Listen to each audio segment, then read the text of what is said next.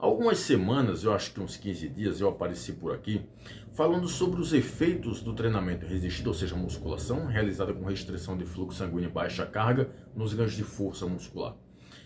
Por que eu trouxe dados relacionados a essa estratégia de treinamento nos ganhos de força muscular? Veja, porque a literatura científica ela é muito consistente em demonstrar que essa estratégia de treinamento é efetiva em promover ganhos significativos na massa muscular. E não são só ganhos significativos, são inclusive ganhos semelhantes a quem treina com cargas mais altas. No entanto, quando nós falamos em força muscular, os resultados são bem contraditórios, o que significa que os resultados de alguns estudos apontam para um lado, ou seja, essa estratégia de treinamento resistido com restrição de fluxo sanguíneo e baixa carga, não promove ganhos significativos na força muscular, e os resultados de outros estudos apontam para o outro lado, ou seja, essa estratégia de treinamento promove sim ganhos significativos na força muscular. Inclusive, o estudo que eu mostrei aqui no vídeo passado, ele demonstrou efeitos positivos nos ganhos de força, ou seja, demonstrou que esta estratégia de treinamento promove ganhos significativos na força muscular.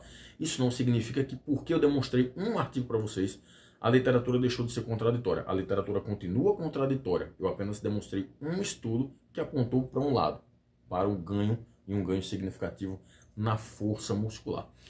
Mas vamos lá para a pergunta principal desse vídeo. Vamos supor que realmente o treinamento resistido, a musculação realizada com restrição de fluxo sanguíneo e baixa carga, promova ganhos significativos na força muscular, até porque existem estudos mostrando que isso acontece. Existem estudos mostrando que realmente há ganhos significativos na força muscular.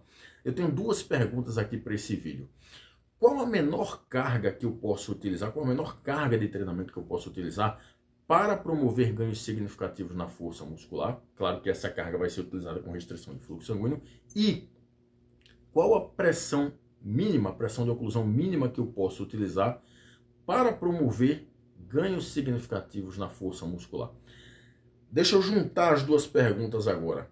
Qual a menor carga, juntamente com a menor pressão de oclusão que eu posso utilizar para os melhores resultados na força muscular? E para isso eu trago um estudo, esqueci até de pegar meu óculos, deixa eu pegar meu óculos aqui.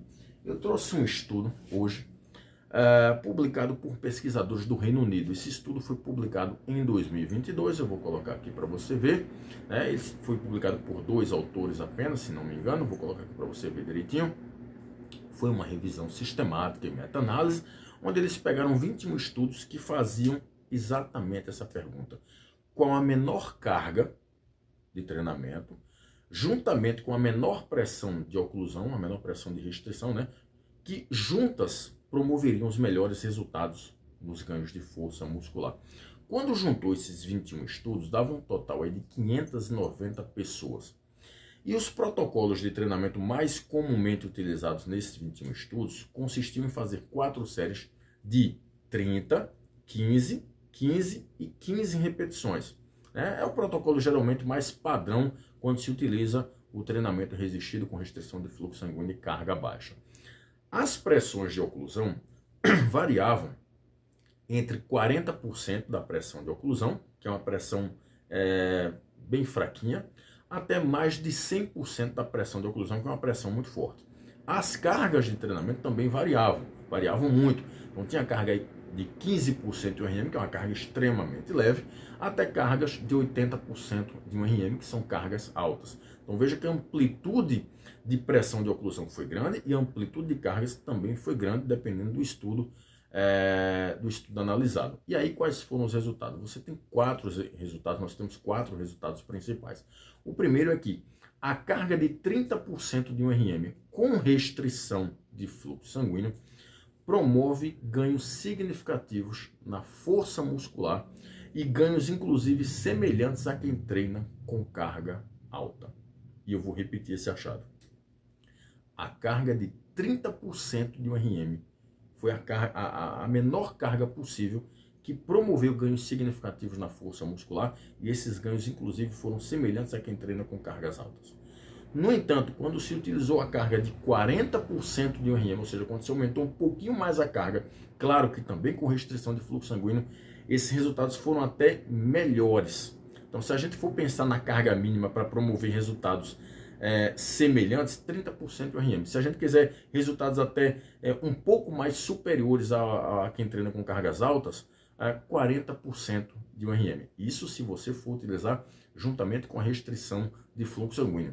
Um dado interessante, que não é tão interessante assim, é que o estudo demonstrou que a carga de treinamento é mais importante do que a restrição de fluxo sanguíneo para os ganhos de força. Claro, isso não é tanta surpresa para mim, porque quando nós falamos em força muscular, a carga mecânica é mais importante. Então, se você for comparar a carga mecânica do treinamento e a restrição de fluxo sanguíneo e tentar elencar ali ou eleger qual mais importante para os ganhos na força muscular, é evidente que a carga de treinamento é mais importante para promover os ganhos de força. Agora, esquecendo um pouquinho carga, vamos para a pressão de oclusão. Qual a pressão de oclusão mínima para promover ganhos significativos na força? Os pesquisadores demonstraram que as pressões que ficam ali entre 50% até 80% da pressão de oclusão causou os melhores resultados, onde menos do que 50 e mais do que 80 já começavam a haver quedas nos ganhos de força, as pessoas ganhavam menos força. Então, se você for utilizar pressão, uma determinada pressão de oclusão para promover ganhos de força, tem que ser ali entre 50% e 80% da pressão de oclusão. Então, respondendo à pergunta principal do vídeo, a menor carga que pode promover resultados significativos, inclusive semelhantes a quem treina com cargas mais altas, é 30% de ORM. Se a gente for falar em pressão de oclusão, essa pressão tem que ficar entre 50% a 80% da pressão de oclusão. Então você treina ali com 30% de carga e 50% a 80% de pressão de oclusão. E aí você me pergunta, essa estratégia de treinamento, ela serve para quem?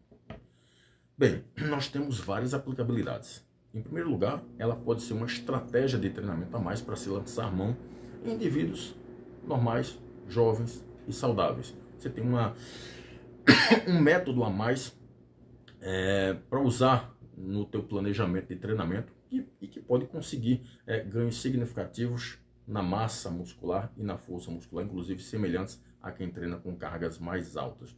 No entanto, eu particularmente prefiro utilizar os métodos mais tradicionais de treinamento, mas isso aí fica a critério de cada pessoa ou do treinador, né? do personal trainer ou do professor de musculação. Desculpa a tosse, porque a minha garganta está ficando seca. O outro ponto é em relação à aplicabilidade em alguns grupos de pessoas. Esse tipo de estratégia de treinamento é bem aplicável em pessoas que não toleram cargas altas, como por exemplo, idosos, pessoas com lesões agudas ou crônicas, que estão passando por um processo de reabilitação de lesões musculoesqueléticas, pessoas com osteoporose ou qualquer outro grupo que não tolere cargas altas. Um outro ponto diz respeito aos efeitos colaterais. Esse treinamento, vamos primeiro responder a seguinte pergunta. Esse treinamento, ele é seguro? Essa estratégia de treinamento, ela é segura? A literatura científica demonstra que sim. No entanto, existem alguns relatos de efeitos colaterais. E dentre os efeitos colaterais mais comuns, nós temos uma hipotensão aguda, que é uma queda na pressão arterial, mas não confunda essa hipotensão aguda causada pela restrição de fluxo sanguíneo com a hipotensão pós-exercício. Na hipotensão pós-exercício, você tem uma queda mais gradual da pressão arterial e é uma resposta fisiológica normal do organismo. Quando você usa restrição de fluxo sanguíneo, pode ser que você tenha uma queda mais abrupta da pressão arterial. Isso pode causar alguns sintomas desagradáveis como tontura, inclusive desmaios.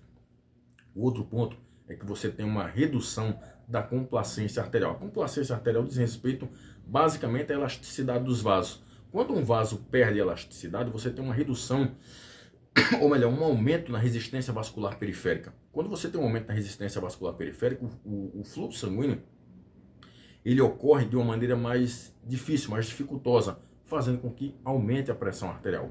Então, esses são os possíveis efeitos colaterais proporcionados pelo treinamento resistido com restrição de fluxo sanguíneo. É por isso que eu prefiro os treinamentos tradicionais, inclusive para idosos, para pessoas com osteoporose ou para pessoas que não toleram cargas altas, como por exemplo, pessoas que fazem reabilitação de lesões musculoesqueléticas. Nesse caso, utiliza uma carga menor, faz mais repetições, encurta o tempo de intervalo entre as séries. Mas para encerrar o vídeo aqui, qual a menor carga?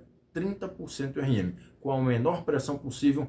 Entre 50% a 80% da pressão de oclusão. Se for para utilizar, utilize no mínimo 30% RM. Se for para utilizar a pressão, utilize no mínimo entre 50% a 80%. Nem menos, nem mais, ok? Eu espero ter contribuído. Um abraço a todos, até mais.